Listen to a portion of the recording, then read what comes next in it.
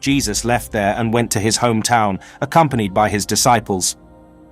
When the Sabbath came, he began to teach in the synagogue, and many who heard him were amazed.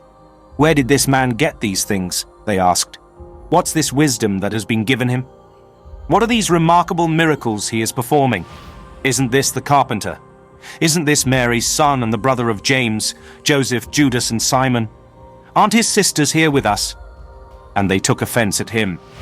Jesus said to them, "A prophet is not without honor except in his own town, among his relatives and in his own home." He could not do any miracles there, except lay his hands on a few sick people and heal them. He was amazed at their lack of faith.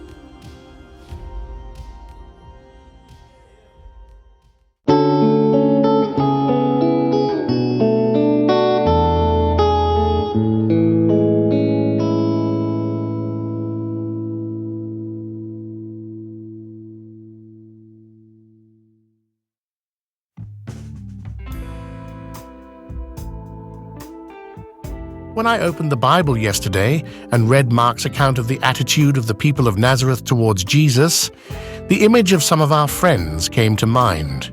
I'm referring to those we meet on Sunday at the service in our parish. Although we don't know everything about them, we are aware that from Monday to Saturday, they primarily focus on daily matters: hard work, gaining recognition in the office, factory, or among neighbors, but sometimes not in the eyes of God and their own family.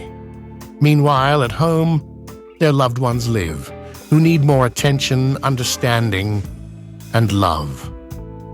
Today's Gospel recounts how Jesus went with his disciples to his hometown of Nazareth. On the Sabbath, he entered the synagogue and taught. Many gathered there asked in astonishment, "Where did he get such wisdom? What is the source of the power that flows through his hands?" Others, however, said, "Isn't this the carpenter, the son of Mary?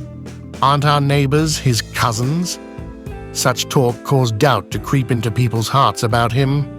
Jesus summarized it by saying, "A prophet is not without honor except in his own town, among his relatives, and in his own home." The situation in Nazareth reminds me how often it happens that it is hardest for us to recognize the authority of those we know well, with whom we share daily life. The people of Nazareth rejected Jesus' authority because they knew him from childhood. They saw him help his father at work, bring water to his mother from the well. They looked at Jesus like any other child in their neighborhood who did not stand out. And now this grown-up Jesus returns to his hometown and tries to teach them, speaking of things that do not fit into the old law. On one hand, they are amazed at his wisdom. On the other, they cautiously turn their backs, thinking, "What wise could come from our poor Nazareth?" The people of Nazareth neither surrounded Jesus with authority nor believed that he was the promised Messiah. And since they did not believe, there were fewer miracles and healings because faith is necessary to receive these graces.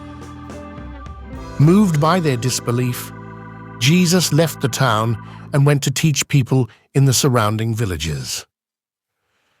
This event must have strongly stuck in the hearts and memories of Jesus' disciples, as the evangelist Matthew wrote in the 13th chapter of his Gospel. And they took offense at him. But Jesus said to them, "A prophet is not without honor except in his own town and in his own home." And he did not do many miracles there because of their lack of faith. It is similar in our families. Our children grow up to be wonderful people, but before that happens, we sometimes stand in the way of their development, disregarding their passions and aspirations. Our wives, taking care of the home and simultaneously working professionally, often encounter a lack of respect and a demanding attitude from their husbands. Meanwhile, husbands often bear the burden of supporting the entire family, driven by their growing needs or those of their partner, losing their soul in hard work. I've seen many times how the younger generation devalues the life wisdom of grandparents, their love, and their need for acceptance of their life's clumsiness. In the 6th chapter of the letter to the Ephesians, we read these words, "Children, obey your parents in the Lord, for this is right. Honor your father and mother, which is the first commandment with a promise, so that it may go well with you and that you may enjoy long life on the earth. Fathers, do not exasperate your children. Instead, bring them up in the training and instruction of the Lord.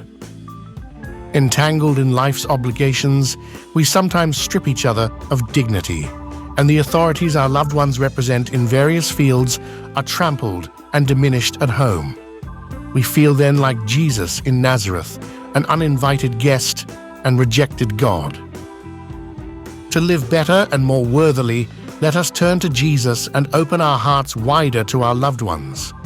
Let us pray for our family, for each individual, not in a general and cursory manner, because each of our loved ones is an unrepeatable miracle that cannot be replicated by the best photocopier.